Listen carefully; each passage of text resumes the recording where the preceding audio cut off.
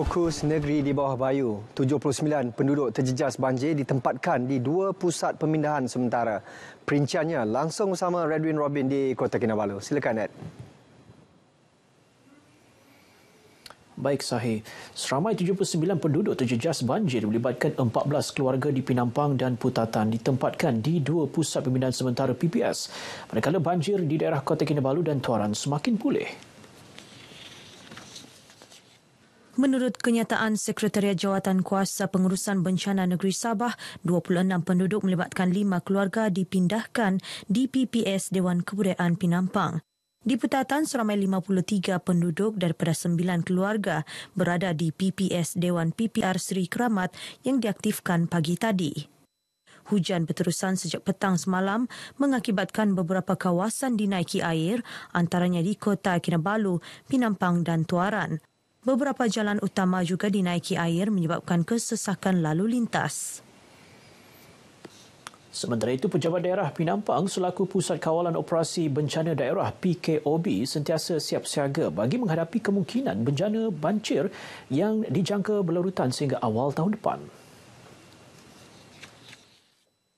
Pegawai Daerah Pinampang yang juga pengurusi Jawatan Kuasa Bencana Daerah Francis Chong berkata, pihaknya juga menjalin kerjasama rapat dengan pelbagai agensi kerajaan, antaranya Polis Diraja Malaysia PDRM, Jabatan Bomba dan Penyelamat Malaysia, Jabatan Sukarelawan Malaysia Rela, Jabatan Kebajikan Masyarakat serta Angkatan Pertahanan Awam Malaysia. Agensi kerajaan ini juga sentiasa bersiap sedia sekiranya mereka yang memerlukan bantuan ataupun diminta untuk dipindahkan, mereka sentiasa bersiap sedialah. Beliau ditemui pemberita RTM selepas meninjau PPS Dewan Kebudayaan Pinampang. Turut serta Ketua Jabatan Ketenteraman Awam, Ibu Pejabat Polis Kontingen Sabah ACP Khalid Sayon dan Ketua Polis Daerah Pinampang DSP Muhammad Haris Ibrahim. Jadi apa-apa pun keluarga saya selamat, dokumen ada selamat, cuma perabotan semua rosak. Bila asal hujan lebat berlaku, rumah kami akan banjir. Saya telah apply PPR Kibabaik ini sekian lama ada pun, tapi tidak ada cerita selanjutnya lah. Saya harap pihak kerajaan yang dengar sekarang ni, pemerintahan sekarang ni dapat dengar keluhan rakyat ni. Okay. Yang penting ya diberi perhatian.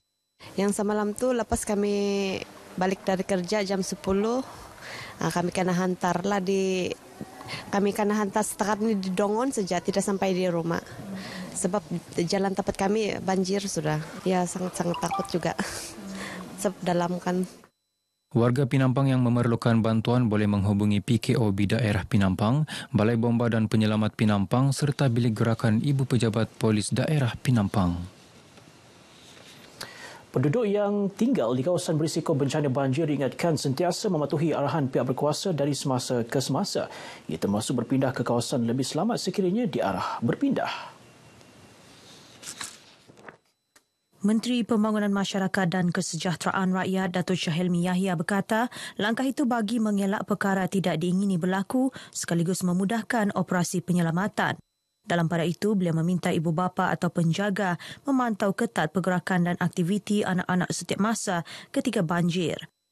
Masyarakat yang mana terlibat dalam keadaan bencana banjir ini untuk mematuhi nasihat dan arahan daripada pihak berkuasa ataupun pusat kawalan operasi bencana daerah. Apabila diminta pindah, mereka juga sebaik-baiknya ikut arahan tersebut. Begitu juga kepada ahli-ahli keluarga penduduk yang terlibat dalam kejadian banjir untuk memastikan keselamatan ahli keluarga itu sentiasa dapat dipantau. Kerana tadi saya melakukan tinjauan di beberapa buah kampung, ada yang saya nampak kanak-kanak bermain air yang naik di kawasan perumahan mereka.